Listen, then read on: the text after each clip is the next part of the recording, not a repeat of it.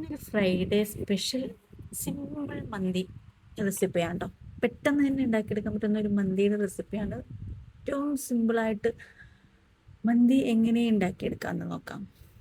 അപ്പം നിങ്ങളെല്ലാവരും വീഡിയോസ് മുഴുവനായിട്ട് കാണുക, ലൈക്ക് ചെയ്യുക, ഷെയർ ചെയ്യുക, ചാനലൊന്ന് സപ്പോർട്ട് ചെയ്യുക, ഫോളോ ചെയ്യുക, സബ്സ്ക്രൈബ് ചെയ്യുക.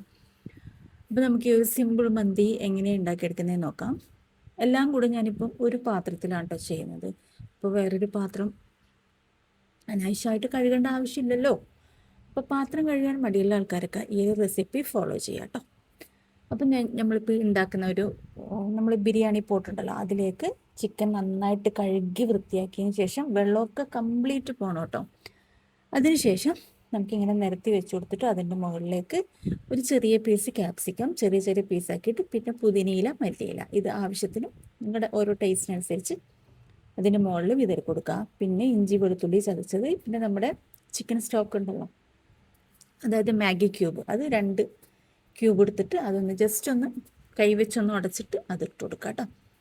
പിന്നെ ഇച്ചിരി മന്തി മസാല പൊടിയും ഒരു 2-2.5 ടേബിൾ സ്പൂൺ മന്തി മസാല പൊടി ഇട്ട് കൊടുത്തിട്ടുണ്ട്. പിന്നെ ഒരു ചെറിയ ടീസ്പൂണ് കാശ്മീരി മുളക് പൊടി, പിന്നെ നമ്മുടെ കുരുമുളക് പൊടിയാണ് കേട്ടോ.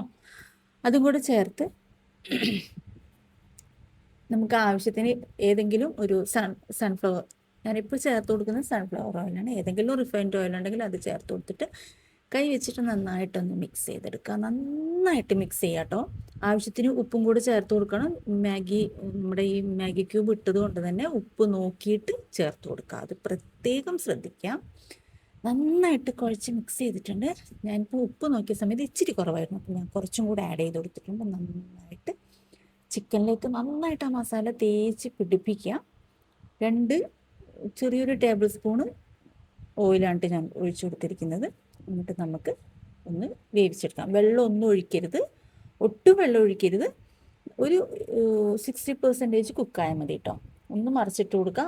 ഒരു വർഷം ജസ്റ്റ് ഒരു കുറച്ചൊന്നായി കഴിഞ്ഞാൽ ഒന്ന് മറിച്ചിട്ട് കൊടുക്കുക കേട്ടോ. വെള്ളമൊന്നും ഇതിൽ ആഡ് ചെയ്യരുത് കേട്ടോ, ഒട്ടും വെള്ളം ആഡ് ചെയ്യരുത്.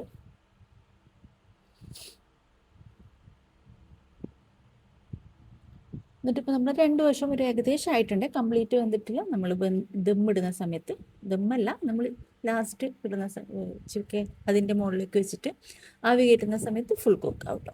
ഇനി നമുക്കിതിലേക്ക് നമ്മൾ എടുക്കുന്ന റൈസിൻ്റെ ഡബിൾ വെള്ളം ഒഴിച്ചു കൊടുക്കാം. ഇപ്പം നമ്മൾ ഏകദേശം ഒരു എക്സാമ്പിൾ പറയുകയാണെങ്കിൽ 1 കപ്പിന് 2 കപ്പ് വെള്ളം ഒഴിച്ചു കൊടുക്കാം. അത്രയും മതി, കൂടുതൽ ചെയ്ത് കൊടുക്കരുത്. ഞാനിവിടെ ബ്രൗൺ റൈസാണ്, മന്തിയുടെ ബ്രൗൺ റൈസാണ് എടുത്തിരിക്കുന്നത്.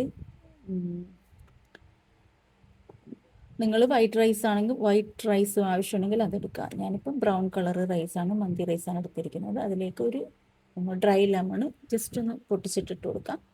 പിന്നെ ബേ ലീഫ്, പട്ട, കറിയാമ്പൂ, ഏലക്ക, ഇതൊക്കെ ഇട്ട് കൊടുത്തിട്ടൊന്ന് ഇളക്കാം. ഇപ്പോഴും ഉപ്പിടുന്ന സമയത്ത് നിങ്ങൾ നോക്കുക, ആദ്യം നമ്മൾ ഉപ്പ് ഇട്ടിട്ടുണ്ടായിരുന്നു, ആവശ്യത്തിന് മാത്രം ഉപ്പ് ആഡ് ചെയ്ത് കൊടുക്കുക കേട്ടോ. എന്നിട്ട് ഇതൊന്ന് അതിൻ്റെ മുകളിലേക്ക് കുറച്ചും കൂടെ ഓയിലൊന്ന് ഒഴിച്ചു കൊടുക്കുക. ഇത് ഒന്ന് റൈസ് ഒട്ടിപ്പിടിക്കാതിരിക്കാനായിട്ടാണ്. എന്നിട്ട് നമ്മൾ കഴുകി, അതായത് ഒരു മണിക്കൂർ മുന്നേ കഴുകി കുതിർത്തി വെച്ച അരിയാണ് കേട്ടോ. ഇത് വെള്ളത്തിൽ കുതിർത്തി എടുത്തതാണ്. അത് 1 മണിക്കൂർ കഴിഞ്ഞതിന് ശേഷം വെള്ളമൊക്കെ ഊറ്റി മാറ്റി വെച്ച റൈസാണ് കേട്ടോ. നിങ്ങൾ ചെയ്യുന്ന സമയത്ത് അങ്ങനെ ചെയ്യാം, അപ്പോൾ പെട്ടെന്ന് കറക്റ്റ് വേവിന് കിട്ടും കേട്ടോ. ഇനി നമുക്കിതൊന്ന് ചോറൊന്ന് വേവിച്ചെടുക്കാം കേട്ടോ.